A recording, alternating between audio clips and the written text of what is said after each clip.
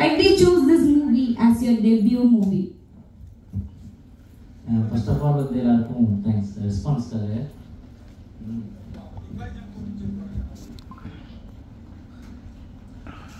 இந்த படம் வந்து நம்ம மைண்ட் எதுக்கு வந்து இந்த படம் வந்து ஃபர்ஸ்ட் படம் அப்படின்னா, ஒரு கலைஞன் வந்து அவன் எவ்வளோத்துக்கு சப்ரஸ் ஆகிறானோ அந்த விஷயத்தை வந்து சொல்கிறதுக்கு ஒரு மீடியம் தேவை. அந்த மீடியம் தான் வந்து இந்த படம் நினைக்கிறேன். இந்த subject actually this is a real life subject. அல்ல அப்போ எப்படி நீங்க get to know about this and in Tamil Nadu like எப்படின்னா இவங்க கேரளாவில் பார்த்தீங்கன்னா ஹில் ஸ்டேஷனில் வந்து எல்லாருமே வந்து சுற்றி வந்து மலை கிராமங்கள் தான் இருக்குது. தமிழ்நாடு பார்த்தீங்கன்னா மலை கிராமங்கள் இருக்கிற மக்கள் இருக்காங்க பார்த்தீங்களா, நீங்கள் நிறைய பார்த்துருக்காங்க, நிறைய பாசிபிலிட்டிஸ் இருக்குது. ஆனால் சிட்டி லைஃப்பில் இருக்கிற யாருக்குமே வந்து அந்த மாதிரி தெரியாது. டோலி கல்ச்சர் நீங்கள் படம் பார்த்துருப்பீங்க. டோலி கல்ச்சர்னா ஒரு உயிர் வந்து பிறக்கிறது வந்து கடவுளுடைய கிஃப்ட். அதே உயிர் அனாமதா சாவுது அப்படின்றது வந்து அது மிகப்பெரிய வன்முறை. அந்த வன்முறை வந்து தொடர்ந்து நடக்குதுன்ற ஒரு ஃபீல் இருக்கு பார்த்தீங்களா, அது வந்து எப்படியாவது வந்து நம்ம காமிக்கின்ற மீடியம் தான். இந்த மீடியம் வந்து கரெக்டாக இருக்கு, கொண்டு போய் சேர்க்கறதுக்கு நீங்க இருக்கீங்க. Let's pass the mic to Sheila. Yeah, how was the whole experience of this movie? We all know her. നമ്മുടെ കുമ്പളങ്ങി നൈറ്റ്സ് എന്ന ഒറ്റ മൂവി മതി അല്ലേ ഷീല എന്ന ആക്ട്രസിനെ നമുക്ക് ഓർത്തിരിക്കാനായി. So yeah, thank you so much. First of all, ஒவ்வொருத்தருக்கும் என்னோட மனசுலேருந்து நான் ரொம்ப ஒரு பெரிய பிக் தேங்க்யூ சொல்லிக்கிறேன். இந்த படத்துக்காக கெவிக்காக சப்போர்ட் பண்ணுறதுக்கு ப்ரெசன்ட் மீடியா ஃப்ரெண்ட்ஸ் எல்லாருமே இங்கே வந்து இந்த படத்துக்கு அவ்வளோ ரெஸ்பான்ஸ் வந்து கொடுத்தது ரொம்ப ரொம்ப ரொம்ப ப்ரௌடாகவும் இருக்குது. அட் த சேம் டைம் ரொம்ப I feel very very very happy. Movie experience on and off screen ரெண்டுமே எனக்கு டிஃப்ரெண்ட் பண்ணி சொல்ல முடியாது. ஏன்னா ஆன் ஸ்க்ரீன்லேயும் நான் ஒரு பெரிய இந்த ஸ்டோரி எனக்கு அவ்வளோ ஒரு பெரிய ஒரு ரெஸ்பான்சிபிலிட்டியாக இருந்தது இந்த கேரக்டர். ஆஃப் த கேமரா ஷீலாவுக்கு நான் ரொம்ப ரெஸ்பான்சிபிலிட்டியாக இருக்கணும். ஏன்னா அங்கே டென்த்து தான் இருந்தது. என்னோட ஃபிசிக்கல் ஹெல்த் மென்டல் ஹெல்த் எல்லாத்தையுமே நான் வந்து படம் முடிகிற வரைக்கும் ரொம்ப செக்யூர் பண்ணிக்கணும்னு சொல்லி ஆன் அண்ட் ஆஃப் ஸ்க்ரீன் ரொம்ப டாஸ்காக தான் இருந்தது. எனக்கு பிக் டாஸ்க் ஆக்சுவலி டைரக்டரும் சினிமாட்டோகிராஃபரும் கொடுத்தாங்க இந்த படத்தில். ஏன்னா அங்கே ஃபுல் எனக்கு நைட் சீக்வன்ஸ் தான் மைனஸில் தான் இருந்தது. டிகிரி வந்து நான் 2-3 சீன்லலாம் வந்து ஸ்டிஃப் ஆகிடுச்சு. என் பாடி லைக் பிளட் ஃப்ளோவே ஆகலை. என்னை தூக்கிட்டு வந்து கேம்ப் ஃபயர்லாம் போட்டு தான் வந்து லைக் நார்மலைஸ் ஆனேன். பாடி டெம்பரேச்சர் ரொம்ப லோ ஆயிடுச்சு. ஏன்னா குளிர் தாங்க முடியல. அவ்வளோ ஸ்ட்ரகிள்லையும் நான் எதுக்கு இதில் ஒரு பார்ட்டாக இருக்கணும்னு நினச்சேன்னா, என்னால் அவங்களுக்கு அஸ் ஏ ஆர்டிஸ்டாக எனக்கு ஒரு பெரிய அவங்களுக்கு ஒரு பெரிய மரியாதை செய்யணும் அப்படின்னா இந்த மந்தாரைன்ற ஒரு கேரக்டரை நான் பண்ணி இது மூலமாக ஆடியன்ஸ்க்கு அந்த மாதிரியான ரூரலில் இருக்கிற மக்களுக்கு நம்மளுக்கு ப்ரிவிலேஜாக கிடைக்கிற ஒரு சின்ன விஷயம் கூட அங்கே அவங்களுக்கு பேசிக் நீடாக இருக்குது. அது அவங்களுக்கு கிடைக்குதுன்னா I feel very very proud. நான் அதில் ஒரு பார்ட்டாக ஒரு புள்ளியாக இருந்திருக்கேன் அப்படின்னு சொல்லி ரொம்ப ஹாப்பியாக இருக்குது இந்த நேரத்தில். Thank you so much. Thank you. Actress Jeeva. இங்கே வந்திருக்கிற social media friends and press எல்லாருக்குமே வந்து ரொம்ப நன்றி. ஏன்னா நாங்கள் வந்து சென்னையிலேருந்து இங்கே வந்திருக்கோம். ஃபர்ஸ்ட் டைம் கேரளாவில் ஒரு ப்ரெஸ் மீட் பண்ணுறது இதுதான் ஃபஸ்ட்டு.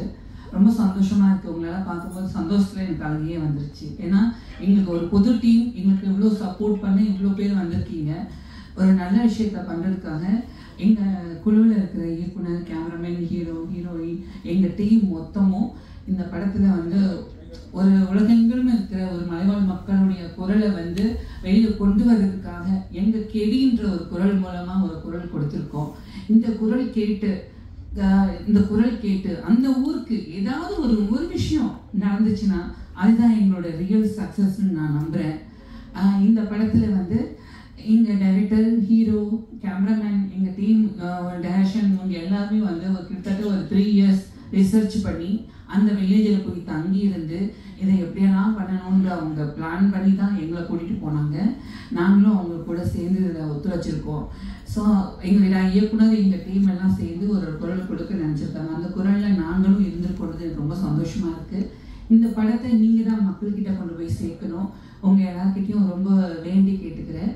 நீங்கள் நினச்சிங்கன்னா என்ன வேணாலும் நடக்கும். சோஷியல் மீடியா பவர் சொல்லி தெரிய வேண்டியதில்லை. கண்டிப்பாக நீங்கள் எல்லாரும் சப்போர்ட் பண்ணுவீங்கன்னு நம்புகிறேன். இந்த படத்தில் நான் எல்லாருக்குமே நன்றி சொல்லணும். இப்படி ஒரு கதாபாத்திரத்தை எனக்கு வடிவமைச்சு கொடுத்த என் இயக்குனர் தமிழ் அவர்களுக்கும் நன்றி, ஜெகன் அவர்களுக்கும் நன்றி, ஷீலா சிஸ்டர். நான் நடிக்கும் போது எனக்குமே நிறைய விஷயம் அங்கே பண்ணி கொடுத்தாங்க. எனக்கு ரொம்ப சந்தோஷமாக இருக்குது. உங்களுடைய அந்த ஆக்டிங்கை பார்த்துட்டு நானே அழுதுட்டேன் நிறைய இடத்துல. லாஸ்ட்டு சீன் பார்த்தீங்கன்னா அவங்கள பிடிச்சிட்டு இருப்பேன். அப்போ ஒரு ரியாக்ஷன் பண்ணுவாங்க. எனக்கு அவங்க பார்க்கும்போது இப்படிலாம் பண்ணணும் உணர்வுபூர்வமா அப்படின்ற ஒரு விஷயம் ரொம்ப தெரிஞ்சுக்கிட்டது. நீங்களும் பார்த்துருப்பீங்க. ஜாக்லின் ஒரு சிஸ்டர் பண்ணியிருக்காங்க. அவங்களுமே வந்து ரொம்ப சூப்பராக பண்ணாங்க. எங்கள் டீமில் இருக்கிற எல்லாருமே நல்லா பண்ணாங்க. எங்கள் டீம் எல்லாரும் சார்பாக உங்ககிட்ட நான் வந்து நன்றி தெரிவிச்சுக்கிறேன், வாழ்த்துக்களை தெரிவிச்சுக்கிறேன். நீங்கள் மக்கள்கிட்ட கொண்டு போய் சேர்க்கணும். உங்கள் குரல் மூலமாக கெவியோட குரல் உலகெங்கும் ஒழிக்கணும்னு நான் வேண்டி விரும்பி கேட்டுக்கிறேன். Thank you so much for this movie. So what do you have to say to the audience? Very good evening to all.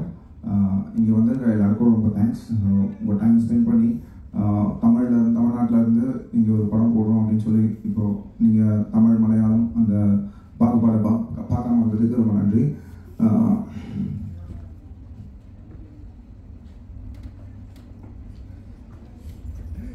ஆக்சுவலாக எனக்கு கொஞ்சம் இந்த மைக்கில் இந்த கேமரா நல்லா பேசுறதுலாம் கொஞ்சம் இதுதான். வேற ஏதாச்சும் கேள்வி இருந்தால் கேளுங்க. எனக்கும் வந்து முதல் படம் தான் பழகிக்கிறேன். வர 18ஆம் தேதி தியேட்டர்ல ரிலீஸ் ஆகுது. எல்லாரும் சப்போர்ட் பண்ணுங்க. எல்லாரும் தியேட்டர்ல போய் பாருங்க. We have produced இந்த இன்சிடென்ட்ஸ் பத்தி ஃபர்ஸ்ட் நம்ம பிரீஃப் பண்ணுவோம். பட் பிரீஃப் பண்றது ரைட் பர்சன் வந்திருக்காரு. சரவணன் சார் அவர் சொல்லுவாரு.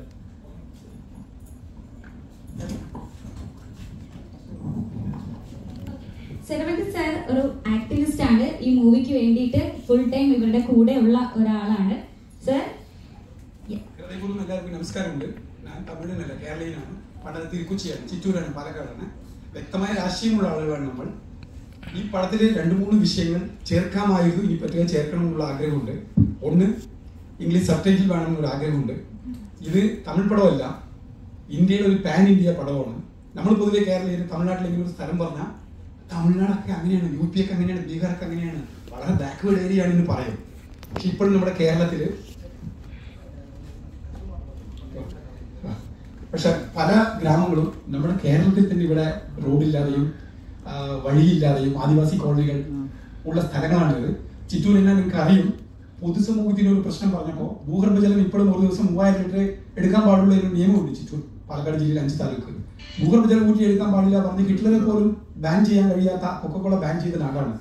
പക്ഷെ ഇപ്പോ നമ്മളെല്ലാവരും പൊതുസമൂഹത്തിന് ഒരു പ്രശ്നം പറഞ്ഞപ്പോൾ ആദിവാസികൾ ഇടപെട്ടു. പക്ഷെ ആദിവാസികൾ പ്രശ്നം പറയുമ്പോൾ അതിലൂടെ ആദിവാസികളുടെ പ്രശ്നമാണ്. യുനിസെഫ് പറഞ്ഞിട്ടുണ്ട് കുട്ടികൾ മരിക്കാൻ പാടില്ല പ്രസവത്തിൽ തന്നെ. ഇപ്പോഴും അട്ടപ്പാടിയിൽ ഒരു വർഷം 25 കുഞ്ഞുങ്ങൾ മരിക്കുന്നുണ്ട്. അത് നമുക്ക് നിത്യസംഭവമായി. കുട്ടികൾ മരിച്ചു എന്നുള്ളത് അത് അട്ടപ്പാടി അങ്ങനെ തന്നെയാണ്. പിന്നെ പൊതുവെ ഇങ്ങനെ പറയും തമിഴ്നാട് അങ്ങനെ തന്നെയാണ്, ബാക്ക്വേർഡ് ഏരിയ അല്ലേ? അല്ല, ഇത് സബ്ടൈറ്റിൽ ഇടുകയാണെങ്കിൽ ഇന്ത്യയിലുള്ള 29 സംസ്ഥാനങ്ങളും പൊരുത്തപ്പെട്ട പടമാണ്. ഞാൻ സിനിമക്കാരനല്ല, ഡിസാസ്റ്റർ മാനേജ്മെന്റിൽ PhD കഴിഞ്ഞു. ഇപ്പോഴും വയനാട് ഉൾപ്പെടെ ദുരന്തം നടക്കുന്ന ആ സമയങ്ങളിൽ റെസ്ക്യൂവിനും ഓടി നടക്കുന്ന ആളുകളാണ്. ഇതുപോലെ തന്നെ ഈ സംഭവം നടക്കുന്നതിനായി പറയുന്ന വെള്ളഗതി അവിടെ തന്നെ ഒരു 5-6 തവണ പോയിട്ടുണ്ട്. ഇതിനേക്കാളും ദയനീയ അവസ്ഥയിലാണ് നമ്മുടെ കേരളത്തിൽ പറമ്പിക്കുളം ഉള്ളിലുള്ള 2 കോളനി, അല്ലിമൂപ്പൻ കോളനി, 30 ഏക്കർ കോളനിയിൽ ഇപ്പോഴും 100 കണക്കിന് ആളുകൾ റോഡില്ലാതെ, സ്വന്തം പഞ്ചായത്ത് മുതലുള്ള ഗ്രാമപഞ്ചായത്താണ്, നിങ്ങൾ പറമ്പിക്കുളം വന്നിട്ടാവും, 8 കിലോമീറ്ററിൽ ഒരു റോഡ് ഇടാൻ കഴിയാതെ 160 വർഷത്തിൽ കൂടുതൽ പോരാട്ടങ്ങളാണ്. ഇപ്പോൾ 60 കിലോമീറ്റർ ചുറ്റിയാണ് സ്വന്തം പഞ്ചായത്ത് ഓഫീസിലേക്ക് വരുന്നത്. അവർ തമിഴ്നാട് പോയിട്ട് ചുറ്റി വരണം. വിഷയം മഹാത്മാഗാന്ധി വാട്സപ്പും സോഷ്യൽ മീഡിയയും ചാനലുകളും ഒന്നില്ലാത്ത സമയത്താണ് അഹിംസ അല്ലെങ്കിൽ ഇന്ത്യൻ സ്വാതന്ത്ര്യ സമരത്തെ ഇന്ത്യ ഫുൾ സ്പ്രെഡ് ചെയ്തു. ലോകം ഫുള്ളും എടുത്തു. അവര് മഹാത്മാഗാന്ധി ഫേസ്ബുക്കിലല്ല പറഞ്ഞത്, പ്രസ് മീറ്റ് അല്ല വെച്ചത്. അഹിംസ പറഞ്ഞ വാക്കും സ്വാതന്ത്ര്യ സമരവും ഇന്ത്യ ഫുള്ളും ലോകം ഫുള്ളും സ്പ്രെഡായി. Martin Luther King, Nelson Mandela ഉൾക്കൊണ്ടു. നമുക്കൊരു കടപ്പാടുണ്ട്. ഈ പടം തമിഴ് പടമല്ല, ഇതൊരു പാൻ ഇന്ത്യ പടമാണ്. ഈ പടം കഴിയുന്നത്രയ്ക്കും മാൻ ടു മാൻ അപ്ലൈ ചെയ്യുക. നിങ്ങളെല്ലാവരും ശക്തരായ മീഡിയക്കാരാണ്. കഴിയുന്നത്രയ്ക്കും ഈ പടം ജനകീയ പടമാണ്. ജനങ്ങൾക്ക് എത്തിക്കാൻ നിങ്ങളെ കൊണ്ട് എന്തൊക്കെ ചെയ്യാൻ പറ്റുമോ അതൊക്കെ ചെയ്യാനുള്ള ദയോടുകൂടിയുള്ള അപേക്ഷയുണ്ട്. ഒരു തവണ കൂടി പറയാം, ഞാൻ സിനിമക്കാരനല്ല, പക്ഷെ എനിക്ക് 2 ചേച്ചിമാരുണ്ട്. മുഖസ്തുതിയല്ല, ഉള്ളത് അങ്ങനെ പറയുകയാണ്. ആ പടത്തിൽ അഭിനയിച്ച അനിയനേക്കാളും, അനിയനെങ്കിലും തെറ്റിദ്ധരിക്കണ്ട, അനിയനെങ്കിലും കരയുന്നതുപോലെ അഭിനയിച്ചിട്ടുണ്ടാകും. എനിക്ക് 2 ചേച്ചി ഉള്ളത് കൊണ്ട് കരഞ്ഞു. കാരണം എത്ര തന്നെ ടെക്നോളജി വളർന്നാലും ഒരു ടംബ്ലർ വെള്ളമോ 1 കിലോ അരിയോ ഡൗൺലോഡ് ചെയ്യാൻ പറ്റില്ല. 5G 6G വന്നാലും. അതുപോലെ ജനനവും മരണവും നിയന്ത്രണത്തിലല്ല നമുക്ക്. എത്ര തന്നെ ടെക്നോളജി വളർന്നാലും നമ്മളെല്ലാവരും ഒരു അമ്മയുടെ ഗർഭപാത്രത്തിലാണ് ജനിച്ചത്. പക്ഷെ നമുക്കിപ്പോൾ എല്ലാം സീയിങ് ഈസ് ബിലീവിങ്, കണ്ടാലേ വിശ്വസിക്കുള്ളൂ. അതുകൊണ്ട് നമ്മൾ ഈ അമ്മയുടെ ചെറിയ വയറ്റിൽ നമ്മൾ ഉണ്ടായിരുന്നു, ഇതൊക്കെ വിശ്വസിക്കാൻ പറ്റുമോ? എന്തെങ്ങനെ പറയുന്നു എന്ന് പോലും പറയുന്നുണ്ട് ഇപ്പൊ പലരും. ആ പ്രസവം എന്നുള്ള വിഷയം ബട്ട് നോട്ട് ലീസ്റ്റ്. വേറെ ഹീറോയിക് സിനിമയാണെങ്കിൽ ഫസ്റ്റ് സീൻ ഈ കുട്ടി ജനിച്ചിട്ടുണ്ടാവും, അന്ത കുളന്തമാ ഹീറോവേ പറയില്ലേ നമ്മൾ പൊതുവെ പല കമേഴ്ഷ്യൽ ഫിലിമുണ്ട്. ജനിക്കാതെ പോയ, പ്രസവത്തിൽ മരിച്ചുപോയ ലക്ഷക്കണക്കിന് ഹീറോമാർക്ക്, ഭാവി സൂപ്പർ ഹീറോമാർക്ക് മരിച്ചുപോയ, പ്രസവത്തിൽ മരിച്ചുപോയ കുട്ടികൾക്ക് ഈ പടം സമർപ്പിക്കാം. ഇന്ത്യയിൽ പല സംസ്ഥാനങ്ങളിലും കുട്ടികൾ പ്രസവത്തിൽ മരിക്കുന്നുണ്ട്. വിദ്യാഭ്യാസ കേരളം, നമ്മുടെ പുരോഗമന കേരളം എന്ന് പറയുന്നത് അട്ടപ്പാടി നമ്മുടെയാണ്. ഇപ്പോഴും ആദിവാസികളുടെ പ്രശ്നമല്ല, ആദിയിൽ വസിച്ചവൻ ആദിവാസി. ഇത്രയും ഒരു സാഹചര്യം ഈ പടത്തിൽ എന്റെ റോളൊന്നും ഇല്ല, ഞാൻ സിനിമക്കാരനല്ല.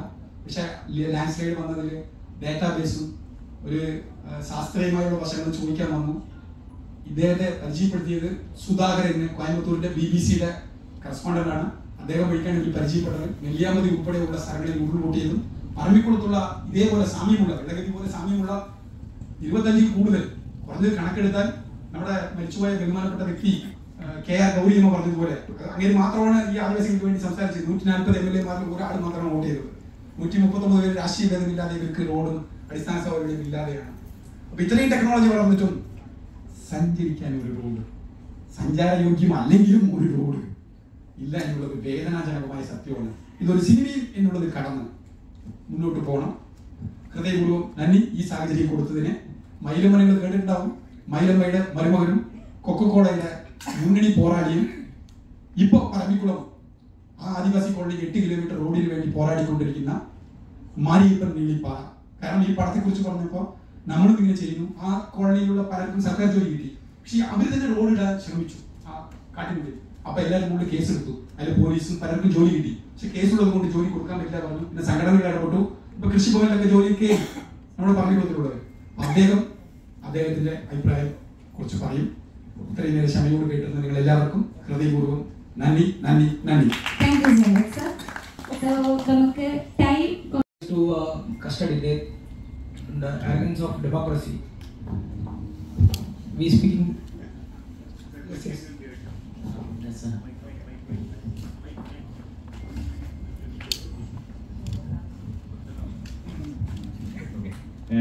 சரி, தமிழ் சரி. இப்போ இதுல போலீஸ் ப்ரூட்டாலிட்டி ஒரு விஷயமா நீங்க சொல்லியிருக்கு. அது அண்ட் அதர்ஸ் இப்போ இவருக்கு ரிசோர்சஸ் இல்ல, இப்போ ஹாஸ்பிட்டல்ஸ் இல்ல, இது இப்போ இந்த மாதிரி ஒரு ஏரியாவில் இவர் சஃபர் பண்ணிட்டே இருக்குன்னு அது நீங்க சொல்லியிருக்கு. சரி, அப்போ உங்களோட பிரைம் மோட்டிவ் என்ன இது? இப்போ ஆளுகள் இப்படியும் இந்த 2025லும் இந்த மாதிரி ஆளுகள் இருக்கு, means there are people living like this. அதான் உங்களோட மோட்டிவ் இல்லைன்னா போலீஸ் ப்ரூட்டாலிட்டி இல்லை, இவரோட பேசிக் நீட்ஸ் கிடைக்கல. What is your aim, intention, basic intention in making such a movie? Like எப்படின்னா இந்த படம் பார்த்தீங்க, இப்போ நீங்கள் படம் பார்த்தீங்கன்னா லாஸ்ட் ஒரு ஷாட் ஒன்று வச்சுருக்கோம். லைக் எப்படின்னா ஒரு யார் இறந்தாலும் சரி ஒரு ஓட்டு தான். அன்றைக்கி வந்து எலெக்ஷன்ற மாதிரி தான் நம்ம இதில் போட்டு பண்ணியிருப்போம். ஓப்பனிங் வந்து எலெக்ஷனுக்கு ஒரு வாரம் இருக்கிற மாதிரி தான் கதை ஆரம்பிக்கும். முடியும் போது எலெக்ஷன் அன்னைக்கு தான் இந்த கதை முடியும். அன்னைக்கு தான் ஓட்டு மிஷின் எடுத்துட்டு ஊருக்குள்ள வந்து ஆஃபீஸர்ஸ் போவாங்க. லைக் எப்படின்னா அந்த மக்கள் அங்கே இருக்கணும். அவங்க இவ்வளோ நாள் அங்கே தான் இருக்காங்க சார். அவங்க ரேஷன் கார்டு வச்சுருக்காங்க, கரண்ட் பில் கட்டுறாங்க, கேஸ் பில் இருக்குது, எல்லாமே இருக்குது. அவங்களும் ஓட்டு போடுறாங்க. அவங்கள தேடி எந்த ஒரு வாழ்வாதாரமும் போகல, ஆனால் ஓட்டு மிஷின் மட்டும் போகுது 5 வருஷத்துக்கு ஒரு டைம். பேசிக் நீட் எனக்கு கிடைக்கிறது அவனுக்கும் கிடைக்கணும். அதுதான் என்னுடைய மோட்டிவ். எனக்கு பசிச்சுன்னா நான் வெளியே போயிட்டு தான் சாப்பிட முடியும். அவன் பசிச்சா கூட, ஆசைப்பட்டா கூட சாப்பிட்றதுக்கு 7 கிலோமீட்டர் நடந்து போன்றதான் நிதர்சனமான உண்மை. அந்த ஒரு விஷயத்தை நம்ம போர்ட்ரேட் பண்ணோம் சார். அவனுக்கு கிடைக்கணும்ல, ஒரு சாமானிய மனுஷனுக்கு கிடைக்குது, அது அவனுக்கு கிடைக்கணும்ல, அதுதான் நான் போர்ட்ரேட் பண்ணிருக்கேன் சார். எதுக்கு இந்த மாதிரி ஜோனர் சூஸ் பண்ணுங்க? நார்மலி ஒரு ஃபர்ஸ்ட் ஃபிலிம்னா ஒரு சேஃப் சோன் எப்படி எல்லாரும் பார்ப்பேன், ஒரு கொமர்ஷியலா இல்லைங்கில் ஹியூமரா ஒரு சப்ஜெக்டா எல்லாரும் பார்ப்பேன். எதுக்கு இவ்வளோ சீரியஸான சப்ஜெக்ட் பார்ப்பேன்? லைக் எப்படின்னா சார், இப்போ நம்ம ஜேர்னி எங்கே ஆரம்பிக்கிறோம், நமக்கு வாழ்க்கை என்ன கற்றுக் கொடுத்துச்சு, நம்ம எங்கிருந்து வாழ்ந்துதான் நம்முடைய கதைகள் உருவாகும். அந்த மாதிரி ஹில் பேஸ்டான ஏரியாவில தான் நான் தமிழ்நாடு ஹில் பேஸ்டான ஏரியாவில தான் நான் வரேன். இது ஏன் முதப்படும் அப்படின்னா பாலமகேந்திர சார் சொன்னது தான். நமக்கு இருக்கிற அந்த சஃபர் இருக்குல்ல, நமக்கு ஒரு கோவம் இருக்குல்ல, அது எப்படி வந்து எக்ஸ்போஸ் பண்ணணுன்ற ஒரு விஷயம் இருக்குல்ல, அந்த விஷயம் இந்த மீடியம் கரெக்டாக இருக்கு. ஸோ நம்ம இந்த மீடியத்தில் நான் தான் கலைஞர் ஒரு டீம் சேர்ந்து உருவாக்குறோம். இந்த படைப்பு வந்து நமக்கு நினைச்சதை பண்ண முடியும். அதுக்குன்னு ஒரு நம்மளுடைய வழியை சொல்லலாம்ல. இந்த வழின்றது சென்ஸ் என்னன்னா வழி மட்டுமே கிடையாது. என்னுடைய வழி வந்து ஒரு சமூகத்துடைய வழி. நிறைய பேருடைய வழியும் நிறைய ஹில் ஸ்டேஷன்ல இவ்வளவு விஷயங்கள் இருக்கு பாத்தீங்களா, அதை நம்ம எப்படியாவது போட்டு இருக்கணும். அதுக்கு இந்த மீடியம் கரெக்டா இருக்கணும் தான் இது சூஸ் பண்ணுது. ஒரு டூர் போனோம்னா ஃபர்ஸ்ட் நம்ம மைண்ட்ல வருது கொடை. லைக் நான் தான் சார் சொல்றேன். இப்போ எப்படின்னா ஒரு ஹில் ஸ்டேஷன் போறீங்கன்னா ஜாலியா ஒரு ஃபேமிலி ட்ரிப் போறீங்க, ஈஸியா டிக்கெட் புக் பண்ணிட்டு போயிட்டு ஜாலியா சுத்தி பார்த்துட்டு வந்துடலாம். அதே ஹில்ல நீங்க சுத்தி பார்க்குற அந்த டைம்ல எதுவுமே கிடைக்காம உங்க பக்கத்துல ஒருத்தர் நடந்து போவோம், அது உங்களுக்கு தெரியாது. அதே ஹில் ஸ்டேஷன் எந்த ஹில் ஸ்டேஷன் போகலாம், இப்போ கேரளா பார்த்தீங்கன்னா அவ்வளோ ஹில் ஸ்டேஷன் டூரிஸ்ட் பிளேஸ் அவ்வளோ பியூட்டிஃபுல்லாக அவ்வளோ இருக்கு. நீங்க சுத்தி பார்க்குற எல்லா இடத்துலையும் ரோடு இல்லாம ஸ்பெசிலிட்டி இல்லாம உங்களை மீட் பண்ணி ஒருத்தன் போவான், அவனோட வழி உங்களுக்கு புரியாது. ஸோ இந்த விஷயங்கள் நம்ம சொல்லும்போது ஒவ்வொரு டைம் ஹில்லுக்கு போகும்போது உங்களுக்கு ஒரு விஷயம் ஃபீல் ஆகும். ஹில்லுன்னு அழகு மட்டும் கிடையாது சார், டேல மட்டும் தான் அழகு. அது இருட்டுக்கு ஒரு லைஃப் இருக்குல்ல. நம்ம ஒவ்வொரு நாள் விடியலும் அவங்க விடிகிற ஒவ்வொரு பொழுதுமே இந்த மாதிரி தான் வெடிச்சுக்கிட்டு இருக்கு. அது ஒரு லைஃப். அந்த டார்க்னஸ் தான் அழகு மட்டுமே கிடையாது, அந்த டார்க்னஸ் தான் காட்ட ட்ரை பண்ணியிருக்கோம். Thank you. കുമ്പളങ്ങിലേക്ക് വന്ന് ഞങ്ങളെ പിന്നെ ഒന്ന് വിഷമിപ്പിച്ചു. ഇതിനകത്തും പിന്നെയും ഞങ്ങളെ വിഷമിപ്പിച്ചിട്ടാണ് പോകുന്നത്. എങ്ങനെയാണ് ഒരു സാഡിസ്റ്റിക് അല്ലെങ്കിൽ കുറച്ചുകൂടെ എല്ലാവരും ഇമോഷണലി ഡൗൺ ആക്കുന്ന ഒരു കഥാപാത്രം എങ്ങനെയാണ് ഡിസ്കസ് ചെയ്യാൻ വരുന്നത്? ஆக்சுவலி இது கெவி இங்கே கேரளாவில் ரிலீஸ் ஆக போகுது அப்படின்னு சொல்லும்போது எனக்கு ரொம்ப ஹாப்பியாக இருந்தது. நான் லாங்குவேஜ் அப்படின்னு சொல்கிறது வந்து ஆர்டிஸ்டுக்கு லாங்குவேஜே இல்லைன்றது தான் நான் எப்போது எல்லா இடத்துலையும் ஸ்டேஜில் சொல்கிறது. நான் பிரித்து பார்க்குறதுக்காக பேசலை. பட் எனக்கு பர்சனலாக இங்கே ஸ்டோரிக்கு ஒரு ஒரு ஒரு இம்பார்ட்டண்ட் வந்து எப்போவுமே இண்டஸ்ட்ரி வைஸாக வந்து நம்ம வந்து பார்க்கும்போது மலையாளமில் ஸ்டோரி பேஸ்டாக லைக் எல்லாருமே அதுக்கு வந்து ஒரு ஒரு ரெஸ்பான்சிபிள் எடுத்து அதை வந்து வேல்யூ பண்ணுவாங்க அப்படின்றது எனக்கு எப்போவுமே இங்கே அது ஒரு பெரிய ஒரு தனி ஒரு மரியாதை இருக்குது, ரெஸ்பெக்ட் இருக்குது. அது மாதிரி நான் தமிழ்லையும் லைக் ஸ்டோரி இம்பார்ட்டண்ட்டாக இருக்கிற மாதிரியான கதைகள் தான் சூஸ் பண்ணி நடிச்சிட்ருக்கேன்.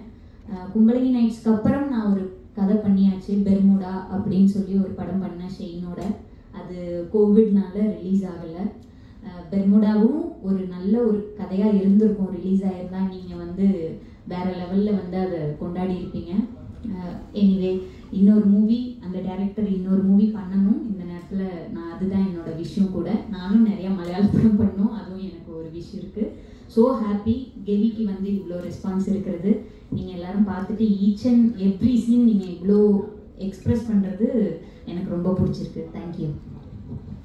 There is always shaken each and every frame.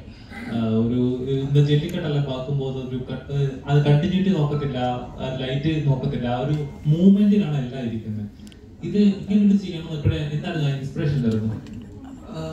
அந்த ஊரோட எக்ஸ்பீரியன்ஸ் தான். நான் அங்கே என்ன ஃபீல் பண்ணணும் அதுதான் அங்கே நான் ப்ரொஜெக்ட் பண்ணிட்டு அங்கே நான் வந்து போயிட்டு ஃப்ரேம் வச்சு ஸ்டேஜிங் பண்ணி பொசிஷன் கொடுத்து ஃப்ரேமிங் இப்படி நாங்கள் ஷூட் பண்ணல. We just made them to happen what they do. And அதை நான் ஒரு கார்னர்லேருந்து கேப்சர் பண்ணேன்.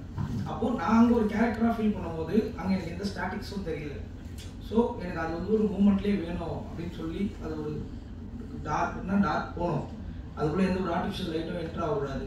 ஸோ அவங்க கையில் என்ன ப்ராக்டிக்கல் லைட்ஸ் இருக்கோ அவங்க என்ன அதை யூஸ் பண்ணுறாங்களோ அது உள்ளே வர்றப்போ தான் அந்த வெளிச்சம் இருக்கும். அது வெளில போகும்போது டார்க் ஆகிடும். ஸோ இந்த நாய்ஸ், இந்த ஸ்டாட்டிக்ஸ், இந்த ஒரு கிம்பிள் மூமெண்ட்ஸ் இதெல்லாம் தாண்டினது தான் ஒரு எனக்கு தெரிஞ்சு நான் கற்றுக்கிட்ட ஒரு cinematography. Cinematography comes from the mind. Night sequence எவ்வளோ சேலஞ்சிங்காக இருக்குது, ஆனால் ரொம்ப இன்னொரு சேலஞ்சிங்காக இல்லை.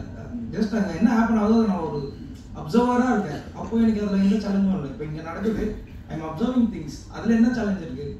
இப்போ நான் வந்து அங்கே உட்காந்து அதுக்குள்ளே பார்ட்டிசிபேட் பண்ணி நான் ஒரு டோட்டலாக ஒரு ஹியூமனாக மாறும்போது தான் அங்கே ஹியூமன் சேலஞ்ச் தான் இருக்குது. Just I'm observing things. அப்போ எந்த ஒரு விஷயமும் நம்ம அப்சர்வ் பண்ணுறதுக்குள்ளே போயிட்டோம்னா நம்ம அதனோட லேர்னிங்கும் பீங் பார்ட் தான். அப்போ நம்மளுக்கு எந்த சேலஞ்சும் இருக்காது, அதை நம்ம சேலஞ்சாகவும் பார்க்க மாட்டோம். ரெண்டாவது நம்ம டெக்னிக்கலாக உள்ளே கொஞ்சம் கொண்டு வரும்போது அதோட கண்டினியூட்டிஸ். நாங்கள் இதை வந்து டிஃப்ரெண்ட் சீசனில் ஷூட் பண்ணோம். ஃபஸ்ட்டு ஃப்ரேம் ஷூட் பண்ணது பார்த்தீங்கன்னா ஒரு அக்டோபர்னா, நெக்ஸ்ட் ஜனவரியில் ஷூட் பண்ணுறோம். கட் பண்ணால் அகைன் அனதர் அக்டோபர். அப்போது எங்களுக்கு சீசனல் டிஃபிகல்ட்டிஸ் இருந்தது, ப்ராக்டிக்கல் அடல்ஸ் இருந்தது. அதை வந்து நம்ம அகைன் திருப்பி ஃப்ரேம்ஸ்குள்ளே கொண்டு வரதுக்கு அது ஒரு சேலஞ்சாக, அதுதான் சேலஞ்சாக இருந்தது. தவிர அந்த லைஃபாகவே ஷோ பண்ணுறதுக்கு வந்து எந்த சேலஞ்சும் எனக்கு தெரியல. ஏன்னா அங்கே கரண்ட் கட் ஆகிடுச்சுன்னா 4 days ஆகும் கரண்ட் வர. அப்போ நம்ம போயிட்டு திருப்பி ஜென்ரேட்டர்ஸ்லாம் கொண்டு வர முடியாது. அந்த ஊருக்கு எதுவுமே இன்ஃப்ராஸ்ட்ரக்சர்ஸும் கிடையாது. அப்போ அதோட மூவிங்லேயே நம்ம அது கூடவே ஒரு ஃப்ளோவாக அதோட லைஃப்லேயே நம்ம வந்து மூவ் பண்ணும்போது அது இன்னும் எனக்கு வந்து லேர்னிங் அதிகமாக இருந்தது. எல்லாம் ஃப்ரம் இது ட்ராமா பேக்ரவுண்டா இல்லை நீங்களே அங்கே இருந்தே சூஸ் பண்ணதை எப்படி? அந்த அவரோட பெர்ஃபார்மன்ஸும் சூப்பராக இருந்தது. இல்லை, எல்லாமே அங்கே இருக்கிற ரியல் பீப்புள்ஸ் தான், அங்கே இருக்கிற ஊருக்காரங்க தான் எல்லாருமே. யாருமே ஏன்னா அங்கே பேசிக்காக யாருமே அடிச்சு வரமாட்டாங்க. அங்கே கிட்டத்தட்ட ஒரு 7 kilometers நடந்து போகணும். லைக் எப்படின்னா ஒரு சொன்ன இப்போ ஷூட் பண்ணால் கூட ஒரு கேமரா சார்ஜ் போகிறதுக்கு ஒரு 2 மணி நேரம் நடந்து போய் தான் சார்ஜ் போட்டு வரணும். ஃபாரஸ்ட்டில் இருக்கும், எந்த சோர்ஸுமே இருக்காது. ஒரு நம்ம சமைக்கிறோம், சாப்பாடு செய்யணும்னா கூட சிலிண்டர் கூட ஒரு 7 kilometer கிட்டத்தட்ட 4 மணி நேரம் ட்ராவல் பண்ணி டோலி கிட்டே தான் சிலிண்டர் எடுத்துகிட்டு வருவாங்க. எல்லாமே சொல்லுங்க, அங்கே யாரும் பார்ட்டிசிபேட் பண்ண முடியாது. இந்த குரு தான் மிச்சம் நினைச்சோம்னா அந்த ஊராளுங்க தான். The movie was just mind-boggling. You've done a very, very exquisite job, to be frank. And I would like to ask you that, being the producer as well as the cinematographer of the film, how did you kind of manage to compensate both of the jobs? Yeah, that was the biggest task for me. Actually, first of all, I was not the producer. I'm being in charge of the money that came in. So to be political as well as to be artistic at the same time is a bit difficult. So that's what I was curious about, and I really want to know that. I choose to be in the art side. Okay. No, because two producers have quit the film, so they found it's much task. We can't continue, and then we took some footage, and அதை நாங்கள் கொஞ்சம் cut பண்ணி பார்த்து அதுக்கப்புறம் தான் நாங்கள் அதுக்குள்ளே என்னெல்லாம் பண்ணி இதை கொண்டு வரலாம் வெளியில் அப்படின்றதுல தான் எனக்கு ரொம்ப டாஸ்காக இருந்தது. ஸோ எங்களோட ஃபோக்கஸ் ஃபுல்லாக ஃபிலிமில் தான் இருந்தது. ஃபண்ட் எவ்வளோ வருது, பட்ஜெட் எவ்வளோ ஆகுது, அதை பற்றி நாங்கள் இது பண்ணலை. எங்கள் ஆக்சுவலாக பைசாவே இருக்காது. நாங்கள் அதை ஷூட் பண்ணிட்டு கேமராலாம் லாக் பண்ணி வச்சுருவாங்க. நாங்கள் ஆர்டிஸ்ட்லாம் பாய் சொல்லிவிட்டு எல்லாரையும் சைலண்ட்டாக அனுப்பிச்சிட்டு அதுக்கப்புறம் தான் நாங்கள் ஃபண்ட் ரெடி பண்ணுவோம். ரெடி பண்ணி நாங்கள் செட்டில் பண்ணி வரணும். இதெல்லாம் எங்களுக்கு கொஞ்சம் நல்லா தான் இருந்தது. எந்த ஒரு ஃபியரும் இல்லை. ஓப்பனாக சொல்லலாம், போய் படம் எடுக்கலாம் தைரியமா அப்படின்ட்டு. ஸோ அதுக்கப்புறம் அந்த கண்டென்ட் நம்ம ஹானஸ்டாக இருந்தால் இந்த ரெஸ்பான்ஸ் வரும்ன்றது நம்மளோட கான்ஃபிடென்ட். அதுக்கு நம்ம நேர்மையாக இருக்கிறது தான் முக்கியம்னு நான் நினைக்கிறேன். It was actually indeed a very bold move, sir. Camera. Thank you. Which camera you used? Which camera? Shot in Venice.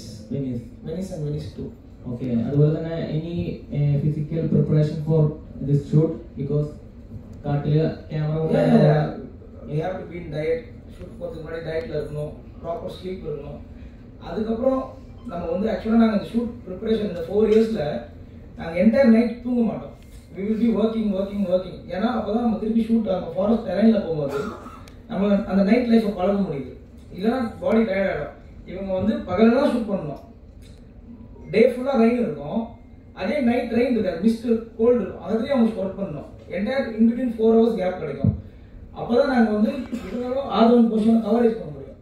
அதை நாங்கள் கவர் பண்ணால் தான் நைட்டு திருப்பி அந்த வில்லேஜ் பீப்புள் வந்துடுவாங்க. அவங்க வந்து ஒரு பர்டிகுலர் டைம் தான் கொடுப்பாங்க, அதுக்குள்ள அவங்களோட ஷூட் பண்ணுவோம். திருப்பி அதை கண்டினியூ பண்ணுறதுக்கு நாங்கள் அதர் டே போனோம். திடீர்னு ஒருத்தர் இருக்க மாட்டாங்க. ஃபிசிக்கலி ரொம்ப சேலஞ்ச் இல்லை. இதில் வந்து நம்ம டெக்னிக்கலாக அந்த ப்ராடக்டை வந்து கொண்டு வரதும் நம்மளுக்கு இருக்க மேன் பவரும் இதில் இந்த சேலஞ்சஸ் தான் ரொம்ப அதிகமாக இருக்குது. Okay, final one question. Director-ആണ് ഡയറക്ടറോടാണ് ഇപ്പം ഒരു ഇങ്ങനൊരു ഇതൊരു this is a film of a protest. I think this is your protest, right? Protest ആണ്.